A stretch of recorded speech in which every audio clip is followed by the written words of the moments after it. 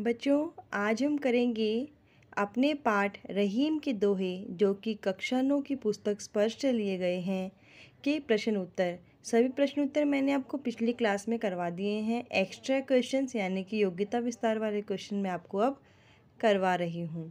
प्रश्न 1 है, सुई की जगह तलवार काम नहीं आती तथा बिन पानी सब सून।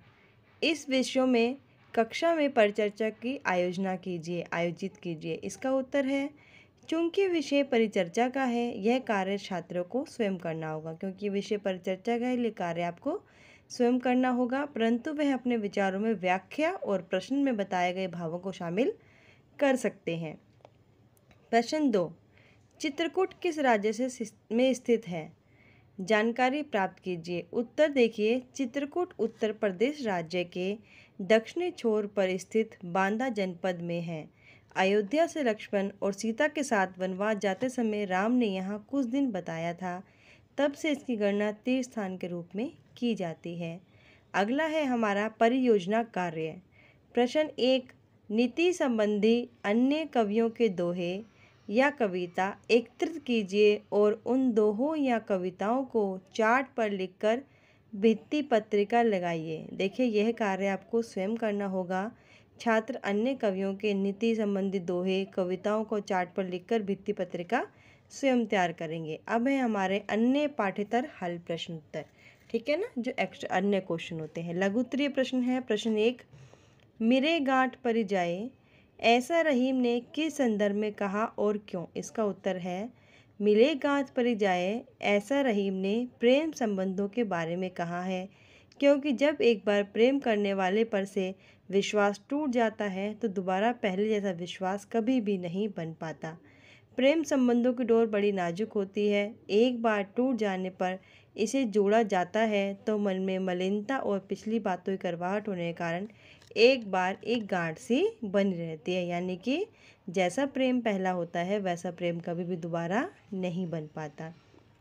प्रश्न 2 है, बिगड़ी बात क्यों नहीं बन पाती? इसके लिए कवि ने क्या दृष्टांत दिया है? देखिए, जब मन में मतभेद और कड़वाहट उत्पन्न होती है तब बात बिगड़ जाती है और यह बात पहले जैसी नहीं हो पाती। इसके लिए रहीम ने यह दृष्टांत दिया है कि जिस तरह फटे दूध के फट जाने पर उससे मक्खन नहीं निकाला जा सकता, उसी प्रकार बात को पुनः पहले जैसा नहीं बनाया जा सकता। प्रश्न 3 है, कुछ मनुष्य पशुओं से भी हीन होते हैं। पठित दोहों के आधार पर हिरन के माध्यम से स्पष्ट कीजिए। इसका उत्तर है, हिरन शिकारी की आवाज़ सुनकर उसे दूसरे हिरणों की आवाज़ समझ बैठता है और खुश हो जाता है। वह अपनी सुध-बुध खोकर उस आवाज़ की ओर जाकर अपना तन दे देता है। अर्थात हिरन सोचता है कि वह किसी और हिरन की आवाज़ है और वहाँ पर जाकर वह अपना तन दे देता है, परंतु मनुष्य खुश होकर भी दूसरों को कुछ नहीं देता है। इस तरह कुछ मनुष्य पशुओं से भी हीन होते हैं। प्रश्न 4, रहीम का मानना है कि व्यक्ति को अपनी पीड़ा छिपाकर रखनी चाहिए। ऐसा क्यों है? देखिए, रहीम का मानना है कि व्यक्ति को अपने मन की पीड़ा छिपाकर रखनी चाहिए, क्योंकि सहानुभूति और मदद पाने की अपेक्षा हम अपनी पीड़ा दूसरों के सामने प्रकट तो कर देते हैं, परंतु लोग हमारी मदद करने की बजाय हमारी हंसी उड़ाते हैं। प्रश्न 5, रहीमन देखी बड़ेन को दोहे में मनुष्य को क्या संदेश दिया गया है? इसके लिए उन्होंने किस उदाहरण का सहारा लिया है? उत्तर है, रहीमन देखी बड़ेन को दोहे में मनुष्य को यह संदेश दिया गया है कि बड़े लोगों के साथ पाकर छोटे लोगों की उपेक्षा नहीं करनी चाहिए। छोटे लोगों का काम बड़े लोगों उसी प्रकार नहीं कर सकते जिस प्रकार सुई का काम तलवार नहीं कर सकती। प्रश्न 6 है, अवध नरेश कहकर किसकी ओर संकेत किया गया है?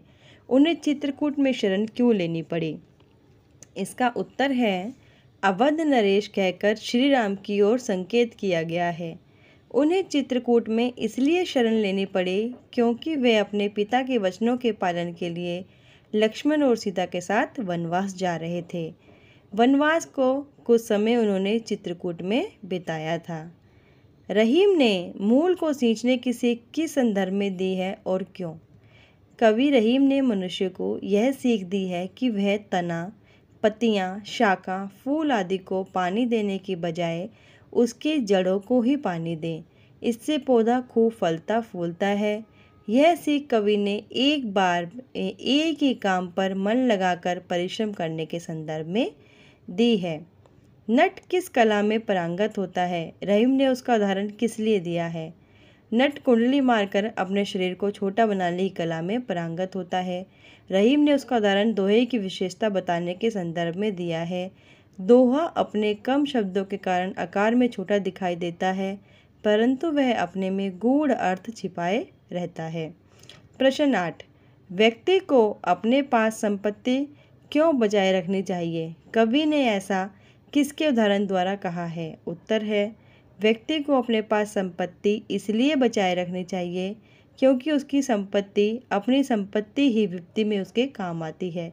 इसके अभाव में अपना कहलाने वाला उसका कोई भी काम नहीं आता। कवि ने इसके लिए जलहीन कमल और सूर्य का उदाहरण भी दिया है। दीर्घ उत्तरीय प्रश्न, आज की परिस्थितियों में रहीम के दोहे कितने प्रासंगिक हैं? किन्हीं दो उदाहरणों के माध्यम से स्पष्ट कीजिए। इसका उत्तर है, रहीम द्वारा रचित दोहे नीति और आदर्श की शिक्षा देने के अलावा मनुष्य को करनीय और अकरणीय बातों का ज्ञान देते हुए कर्तव्यपरायण होने की प्रेरणा देते हैं। समाज को इन बातों की अपेक्षा इन दोहों की रचना काल में जितनी थी उतनी ही आज भी है। आज भी दूसरों का दुख सुनकर समाज में उसे हंसी का पात्र समझा जाता है। उसी प्रकार अपने पास धन न होने पर व्यक्ति की कोई भी सहायता नहीं करता। ये तथ्य पहले भी सत्य और आज भी सत्य रहेंगे। अतः रहीम के दोहे आज भी पूर्णतः प्रासंगिक हैं। प्रश्न 2, रहीम ने अपने दोहों में छोटी वस्तुओं का महत्व प्रतिपादित किया है। इसे 100 उदाहरण स्पष्ट कीजिए। उत्तर, कवि रहीम को लोक जीवन का गहरा अनुभव था।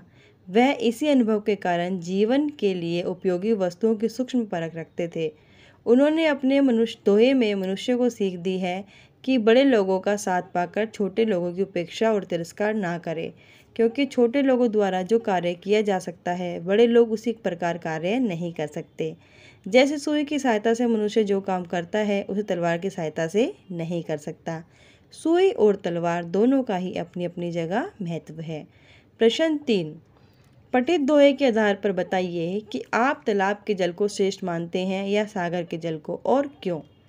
रहीम ने अपने दोहे में सागर में स्थित विशाल मात्रा वाले जल और तालाब में स्थित लघु मात्रा में कीचड़ वाले जल का वर्णन किया है।